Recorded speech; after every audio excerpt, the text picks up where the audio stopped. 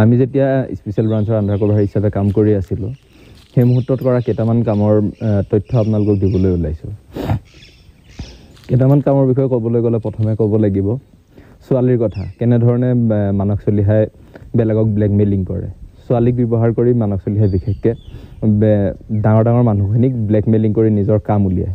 কিছুমান ছোৱালী গুৱাহাটীত পঢ়িবলৈ যায়, তেনেকুৱা ছোৱালীৰ কিছুমান মানে আৰ্থিক অসুবিধা থাকে, সেই তেনেকুৱা ছোৱালীবোৰক বিশেষকৈ বিচাৰি উলিয়াই সেই ছোৱালীবোৰৰ কোনোবা এজন ব্যক্তিৰ লগত নৈশ যাপন কৰিবলৈ দিয়ে আৰু সেই ছোৱালীজনীৰ লগত স্পাই কেম্প দি পঠিয়ায়, যাতে সেই সকলোবোৰ তথ্য মানস চলিহাই ৰাখি সেই ব্যক্তিজনক ব্লেকমেইলিং কৰিব পাৰে। এই কথা অসমবাসী ৰাইজে নাজানে।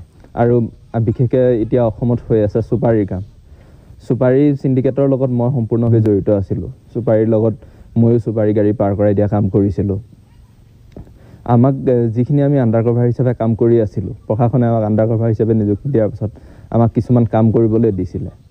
যেনেধৰণে এতিয়া কোনোবা এখন চুপাৰী গাড়ী যদি পাৰ হৈ আহিব লাগে, লাইলাপুৰৰ পৰা শ্ৰীৰামপুৰলৈ আহিব লাগে বা সিহঁতি বৰপেটা ৰোডলৈ আহিব লাগে, যেতিয়া তেওঁলোকে আহিব লগা হয় সেই তাৰে কিছুমান মানুহ আছিল, কেইজনমান হ'ল, যেনেকৈ নজৰুল আছে, দিলদা আছে, আমাৰ লগত যোগাযোগ কৰি তেওঁলোকে কিছুমান কাম কৰে। তেওঁলোকে আমাক সেই সমূহ তথ্যখিনি দিয়ে যে এনেকৈ গাড়ী এখন আহিব, সেই গাড়ীখন পাৰ কৰাই দিব লাগে।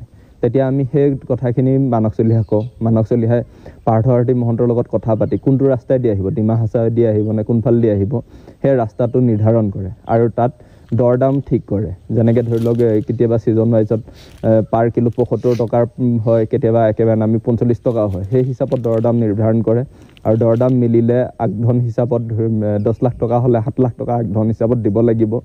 আগধন হিচাপত দিয়াৰ পাছত এটা নিৰ্দিষ্ট সময়ত গাড়ীখন পাৰ হৈ আহিবলৈ দিয়া হয়।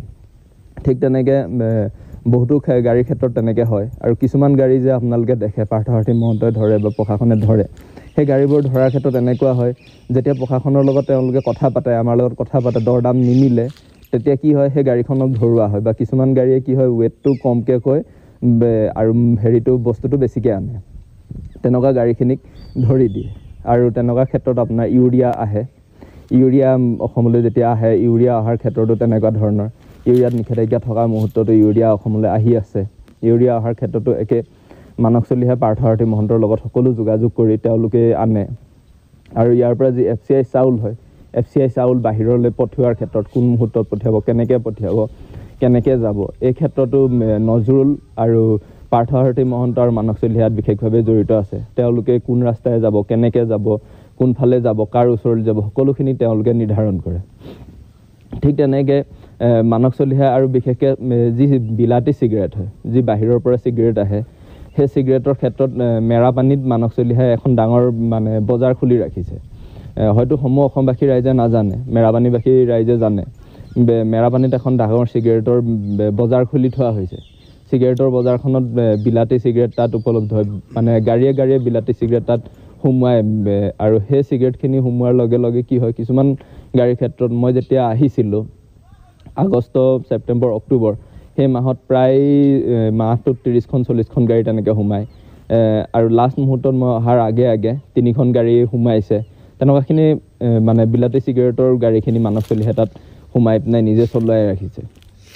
আৰু এটা কথা কৈ থওঁ, মোক মানস বৰগোহাঁই বুলি ক'লে হয়তো বহুতে চিনি নাপাবও পাৰে, কাৰণ আমাক মানস চলিহাহঁতে এটা কৰিডৰ দিছিলে প্ৰশাসনৰ ফালৰ পৰা।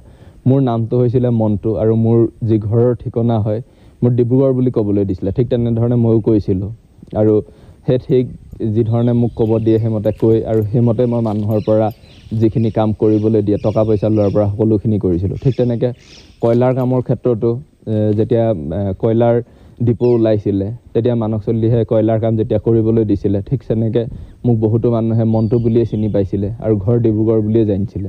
ঠিক তেনেকৈ মানস চলিহাই যি কাম কৰিছিলে তাৰ লগত ময়ো প্ৰত্যক্ষভাৱে জড়িত হৈ আছিলোঁ। বোলে অকলে তেখেতে কৰিছিলে সেই নহয়, আণ্ডাৰ কভাৰ হিচাপত আমাক নিয়োগ কৰাৰ পাছৰে পৰা তেনেকুৱা কামত আমাক বিশেষভাৱে আমাক জড়িত কৰি বিশেষ কিছুমান কাম কৰিবলৈ দিছিলে। আৰু সকলো কাম মানস চলিহাই অকলে নহয়, মানস চলিহাৰ লগত পাৰ্থসাৰথী মহন্তৰ পৰা লৈ DGPৰ পৰা লৈ সকলোখিনি জড়িত হৈ আছিলে। প্ৰশাসনিক বিষয়াৰ তত্বাৱধানত এইখিনি কাম চলি আছিলে।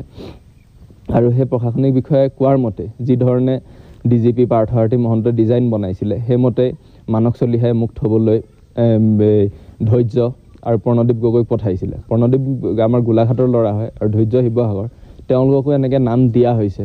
সকলোখিনি মানে এটা এটা নাম দি পিনে তেওঁলোকক চিনাকি কৰাইছিলে প্ৰণদীপ বিশেষকৈ মানস চলিহাৰ একেবাৰে খাস মানুহ মানস চলিহাৰ লগত বিশেষকৈ থাকে মানস চলিহাৰ লগত প্ৰায় ইফালে সিফালে যোৱা মেলা সকলো কামৰ ক্ষেত্ৰত যিখিনি কামত হয়তো ময়ো জড়িত নহয় সেই কামতো প্ৰণদীপ বিশেষভাৱে জড়িত আছে যিখিনিয়ে আমাক পঠিয়াইছে তেওঁলোকে সুখত জীৱন যাপন কৰিছে তেওঁলোকে ভালদৰে আছে তেওঁলোকে লাখ বিলাখৰ জীৱন যাপন কৰি আমাক এজন অসমীয়া যুৱকক মৃত্যুৰ মুখলৈ ঠেলি দিছে আৰু সেইদৰে বহুতো মৃত্যু হৈছেও আৰু মোকো সেই একে পথলৈ ঠেলি দিলে ইতিমধ্যে বন্ধুসকল আলফা স্বাধীনৰ ফালৰ পৰা অহা এয়া হৈ গ'ল 5 নম্বৰটো ভিডিঅ' এই ভিডিঅ'বোৰৰ জৰিয়তে মানস বৰগোহাঁয়ে বাৰে বাৰে দাবী জনাব বিচাৰে অভিযোগ দাখিল কৰিব বিচাৰে নাইবা মানস চলিহাৰ আঁৰত কি ৰহস্য সোমাই আছে মানস চলিহা কেনেকুৱা এটা স্বভাৱ চৰিত্ৰৰ মানুহ কেনেকুৱা ধৰণৰ কামত তেওঁ জড়িত আছে নাইবা লিপ্ত হৈ আছে গোটেইখিনি কাহিনী সমগ্ৰ অসমবাসী ৰাইজৰ আগত প্ৰেৰণ কৰি আহি আছে